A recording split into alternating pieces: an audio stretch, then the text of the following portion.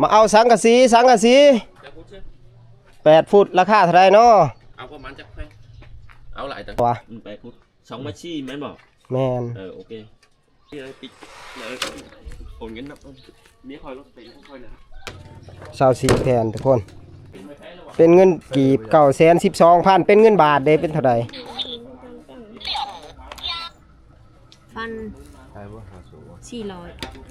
1,400 บาทเนาะ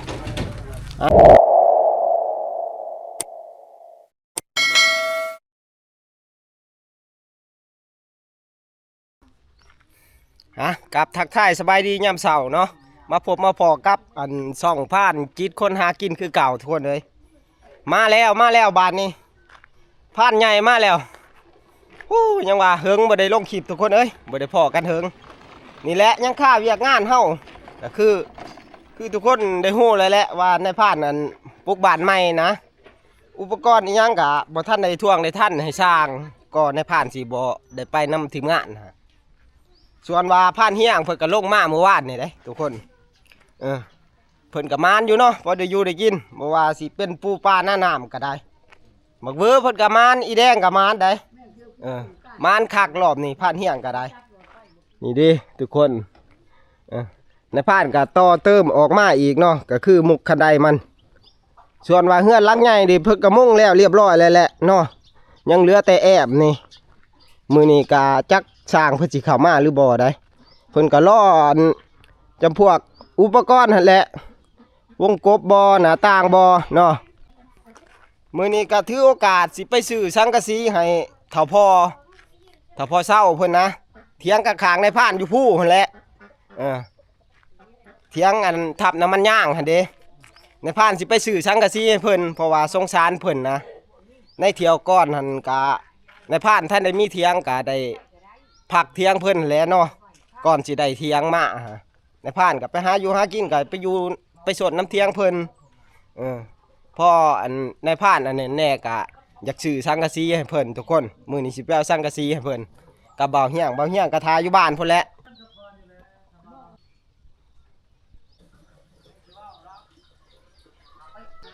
นี่มื้อนี้สร้างเพิ่นมาเพิ่นก็สิมามุ่งมุกหน่อยนี่แหละเนาะส่วนสังกะสีนี่ก็ซื้อมาเพิ่มอีกนี่เฮาซื้อมาเที่ยวก่อนนี่ก็บ่ทันได้พอทุกคนไปในพานสิพาขึ้นไปเบิ่งเทิงเฮือนบ้านนี้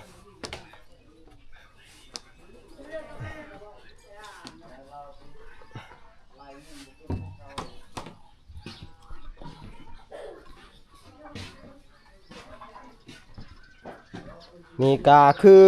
ภาคชวนเป็นแอบเนาะกะเป็นแอบนี่ก็บ่พอได้ทุกคนเป็นแอบนี่ได้ประมาณ130 แผ่นบ่ฮู้ว่าสิแอมหอบหรือบ่หอบได้แต่ว่าสิหอบหรือบ่หอบกะในพานให้แอมเบิดแต่ซำนี้แหละเนาะเพราะว่าในพานก็บ่มีอันเงินสิไปสู่ต่อแล้วบัดนี้ก็สิหยุดที่เพียงเท่านี้ได้ซำใดก็เอาซำนั้นแหละทุกคนเอ้ยเพราะว่าเฮาคือซุมื้อนี้แหละเนาะเศรษฐกิจมันก็บ่อยากสิเว้าเรื่องเศรษฐกิจเนาะบ่ว่าสิเป็นน้ำมูกน้ำมันก็แพงแน่มันก็ปัจจัยหลายอย่างหาเงินก็บ่ท่วงบ่ทันทุกคนแต่สำได้เฮาก็เอาสำนั่นแหละ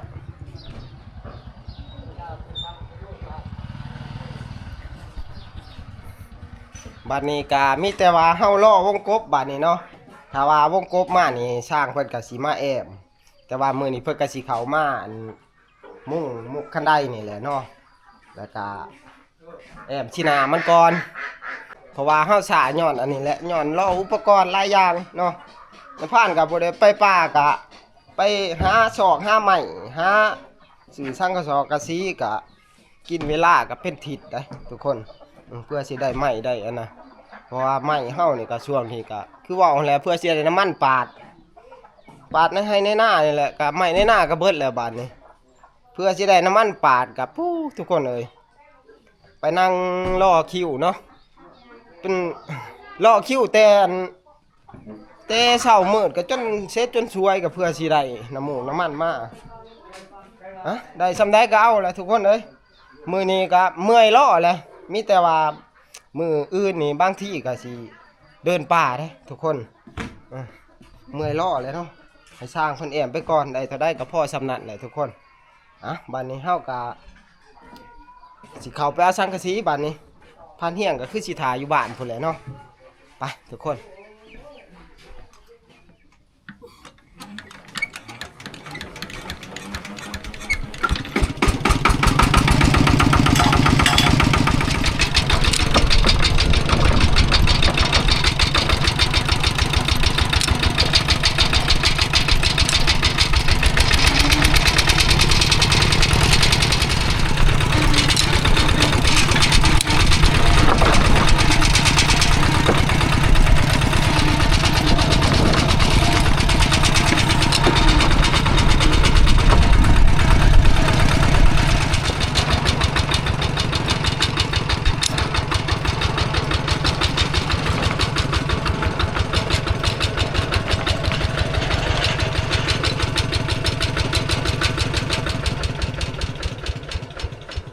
ตอนนี้เฮากลับมาฮอดหานขาแล้วเนาะก็คือว่าหานในบ้านนี่แหละทุกคนเลยแต่ระยะทางมาแต่หน้าในผ่านมาหาบาทนี่ก็ประมาณ4กิโลเมตรทุกคน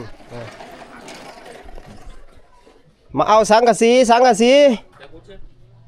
8ฟุตราคาเท่าไรเนาะ เอาประมาณจักแพงเอาหลายต่างหากเอาหน่อยต่างหาก ห่วยก็เอา32แผ่น แล้วให้เจ้า38 มันขายย่อยละ40โอเค8ฟุตต่อวะไปพุทธ2 มาชี้แม่นบ่แมนโอเคเฮ็ดยังไงไปมุ่งเทียงหน่อยโอ้เฮ็ดหน้าบ่มุ่งเทียงหน่อยอยู่พุ่นแหละอยู่ป่าพุ่นอยู่ภูเนาะแม่นเฮ็ดยูทูบแล้วเนาะดีเด้เฮ็ดยูทูบได้เงินก็ดีเด้บ่าวเฮียงเพิ่นบ่ได้มาทุกคนเพิ่นค่าเวียกนะค่าธุระเพิ่นเลยมอบหมายให้ในผ่านมาเอาสังกะสีเนาะส่วนรางเงินค่ำเพิ่นก็สิโอนจ่ายเนาะ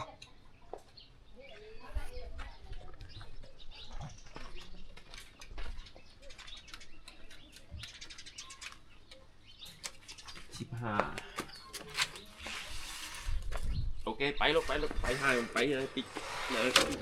โอนเงินนับเมียคอยรถไปค่อยนะ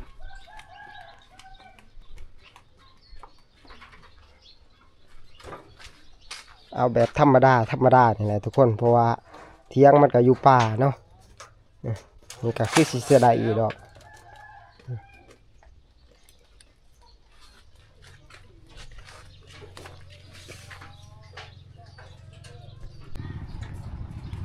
ที่แรกเฮาคิดว่าสิเอา32นะคิดลายพิษเบิ่งนึงนี่24แผ่นก็คือสิพอดอกเที่ยงหน่อยเฮาเนาะเพราะว่าเฮาสิมุ่งเป็น3แล้วได้พอดี24แผ่นทุกคนบัดนี้เฮาก็สิมาคิดเงินบาทนี้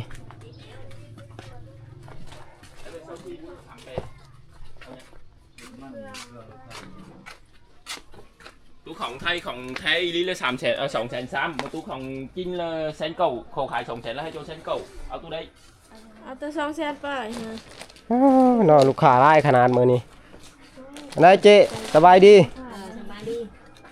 ไล่สังกะสีให้แน่23แผ่นบ่แม่นเด็กตอกว่าบ่ฮะ23บ่หรือ24แผ่นเด็กตอกมีแล้ว912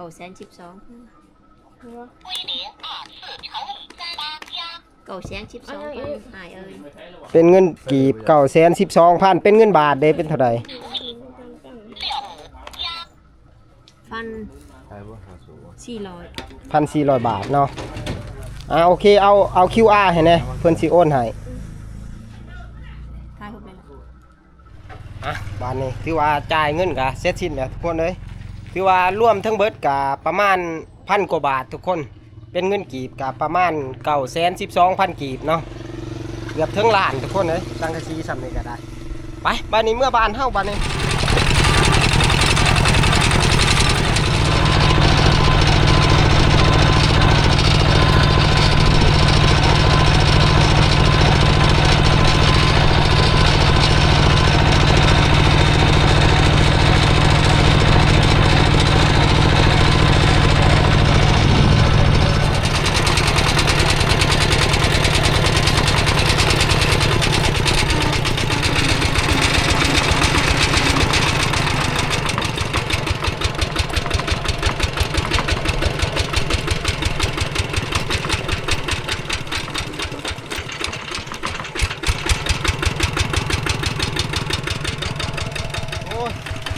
ฮ้อนทุกคนโคตรว่าแดดฮ้อน อากาศนี่ก็ประมาณ38-39องศาได้นะแวะกินน้ำก่อนเนาะจักหน่อยเฮาจังเข้าไปส่งสังกะสีเพิ่นไว้ฮ้อนทุกคนคุณแรกเขามาส่งอยู่ในบ้านผู้บ่ฮู้ว่าเราสิอยู่หรือบ่เด้ถ้าพ่อนี่ถ้าเราบ่อยู่ก็คือสิเมียเพิ่นได้อยู่เนาะญาติเราไปป่าตักน้ำมันย่างคือเก่าหั่นแหละไป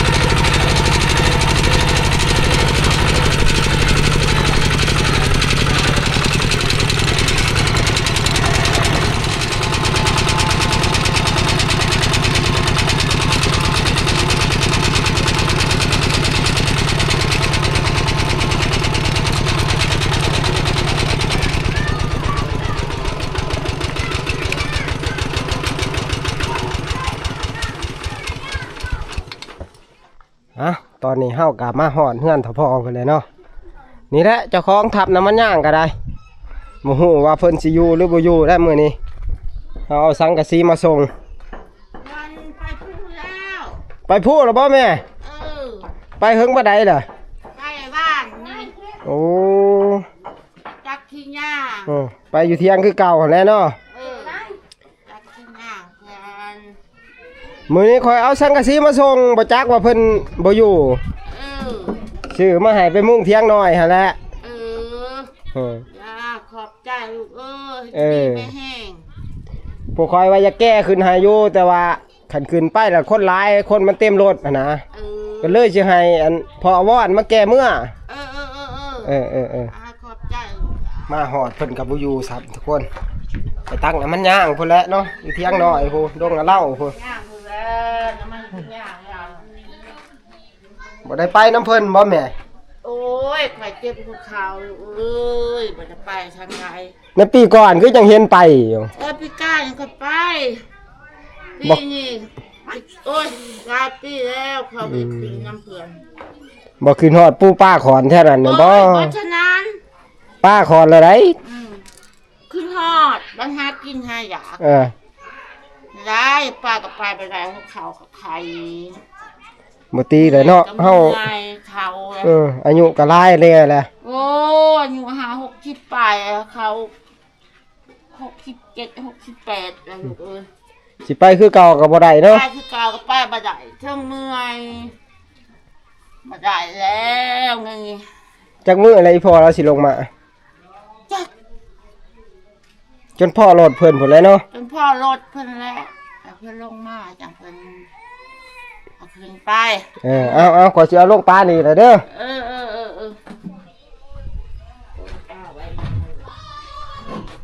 ถ้าจะเอาไว้นะคะนะลูกไว้เครื่องแป้นค่ะ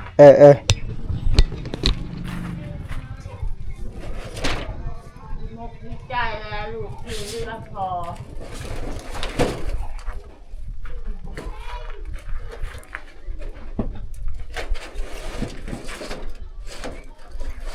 เนี่ยไปเลยมาบ้า หมอเฮียงหันโอนเงินมาให้ เออ ซื้อสังกะสีนี่แหละ เราเนี่ยเพื่อนปัจจุบันเนี่ยเพื่อนเนาะ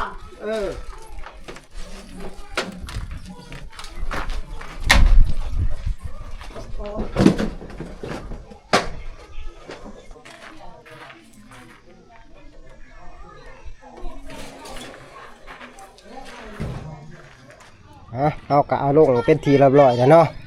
รวมทั้งหมดกะประมาณ24แผ่นทุกคนกะพอดีกับเที่ยงหน่อยเพิ่นหั่นแหละเนาะเอาบัดนี้แล้วแม่เอ้ยสิเมื่อปลาเด้อบัดนี้เด้อ กินไม่แห้ง ขอบใจ อยู่ดีไม่แห้งคือกัน อืม อากาศร้อนหลายโอ้ยบ่ไหว บ่ไหว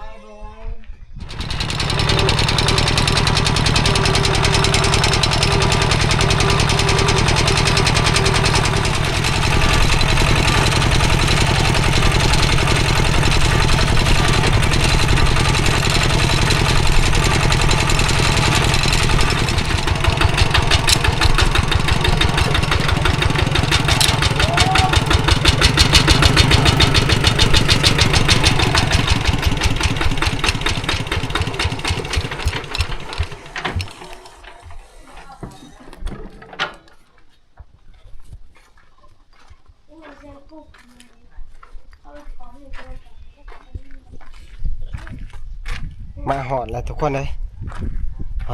หอนหลายบ่าวเหี่ยวเขาก็บ่ได้มาน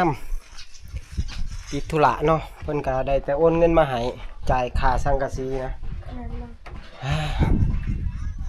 มาหอนเฮือนทั้งชาติแหละทุกคนเลยในพานเองก็สิปิดคลิปไว้เพียงเท่านี้แหละเนาะมีแต่ว่าไว้พอกันใหม่ในอันคลิปไปป่าทุกคนเอ้ยมื้ออื่นในพานสิไปป่าแต่ว่าในพานก็สิบ่ได้ลงคลิปดอกประมาณ 2-3 วันนี่แหละเพื่อว่าอยู่ผู้อยู่พามันก็บ่ค่อยมีสัญญาณนะทุกคนโทรศัพท์ก็ของในพานก็มันเป็นรุ่นเก่าแน่มันดึงสัญญาณบ่ได้คือของอันพันมองหรือว่าบ่าวสัญญาเพิ่นส่วนใหญ่อันในพานก็สิบ่ได้ลงคลิปดอกคันว่าไปป่าเนาะส่วนว่าบ่าวสัญญาหรือว่าพันมองเพิ่นได้ลงคลิปก่อนทุกคนเพราะว่าโทรศัพท์เพิ่นมันรุ่นใหม่มันก็ดึงสัญญาณแห้งแน่ไว้พอกันอีกในมื้อหน้าทุกคนสำหรับคลิปนี้ก็สบายดี